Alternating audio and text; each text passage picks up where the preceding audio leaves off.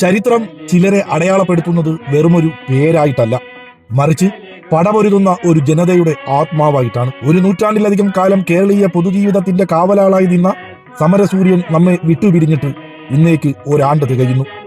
ഓർമ്മകളിൽ ഒരിക്കലും മരിക്കാത്ത സഖാവ് VS അച്യുതാനന്ദന് പ്രണാമം. ആലപ്പുഴയിലെ പുന്നപ്പറയിൽ കൊടും ദാരിദ്ര്യത്തിന്റെയും ചൂഷണത്തിന്റെയും നടുവിലാണ് ആ ജീവിതം രൂപപ്പെട്ടത്. ദാരിദ്ര്യത്തിന്റെ കൊടും ചൂടിൽ 7ാം ക്ലാസ്സിൽ പഠനം അവസാനിപ്പിച്ച് പിന്നീട് ജ്യേഷ്ഠന്റെ കടയിൽ സഹായിയായി, പിന്നീട് കയർ തൊഴിലാളിയായി വന്ന ഒരു ബാലൻ.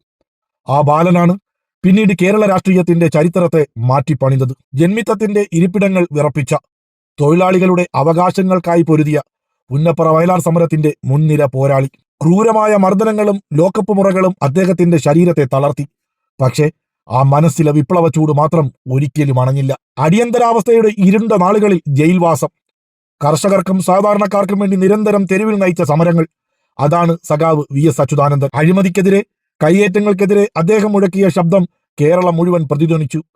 പാർലമെന്ററി രംഗത്തും പ്രതിപക്ഷ നേതാവെന്ന നിലയിലും ഭരണാധികാരിയായ മുഖ്യമന്ത്രി എന്ന നിലയിലും അദ്ദേഹം ഉയർത്തിപ്പിടിച്ച രാഷ്ട്രീയ ധാർമ്മികത മറ്റാർക്കും അനുകരിക്കാനാവാത്ത ഒന്നായിരുന്നു. പശ്ചിമഘട്ട സംരക്ഷണമായാലും ലോട്ടറി മാഫിയക്കെതിരെ നടത്തിയ പോരാട്ടമായാലും ജനപക്ഷത്ത് ഉറച്ചു നിൽക്കുക എന്നതായിരുന്നു അദ്ദേഹത്തിന്റെ ഒരേ ഒരു ശൈലി. അധികാരത്തിന്റെ ഉന്നതങ്ങളിലെത്തിയിട്ടും ആ ജീവിതം വെള്ള ഖദർ വസ്ത്രങ്ങൾ പോലെ എത്ര ലളിതമായിരുന്നു.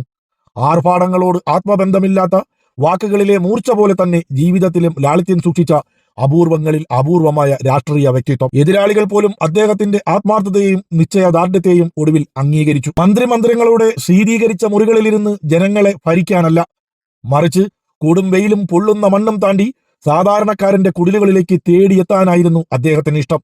ആരുടെയെങ്കിലും കണ്ണീര് കാണുമ്പോൾ അസ്വസ്ഥനാകുന്ന, അടിച്ചമർത്തപ്പെട്ടവന്റെ ശബ്ദം തൊണ്ടയിൽ ഒതുങ്ങിപ്പോകുമ്പോൾ അവന്റെ തൊണ്ടയായി മാറിയ ഒരു മനുഷ്യൻ. കേരളത്തിന്റെ ഓരോ തെരുവും ഓരോ ഇടവഴിയും ഇന്നും ചോദിക്കുന്നുണ്ട്, എവിടെ സഖാവ്, എവിടെ ഞങ്ങളുടെ VS? കാലം പലതവണ അദ്ദേഹത്തെ തോൽപ്പിക്കാൻ നോക്കി. ലാത്തി ചാർജുകൾ അദ്ദേഹത്തിന്റെ എല്ലുകൾ ഒടിച്ചു.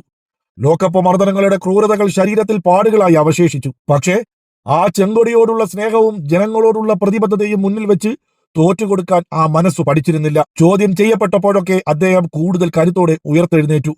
അടിച്ചമർത്തപ്പെട്ടവന്റെ പക്ഷത്ത് നിന്നുകൊണ്ട് അധികാരത്തിന്റെ മുഖത്തു നോക്കി സത്യം വിളിച്ചു പറഞ്ഞ അവസാനത്തെ വാക്ക്. ശരീരം തളർന്നപ്പോഴും വാർദ്ധക്യം തടയാൻ നോക്കിയപ്പോഴും ആ കണ്ണുകളിലെ തിളക്കം മാത്രം ആരും കവർന്നെടുത്തില്ല.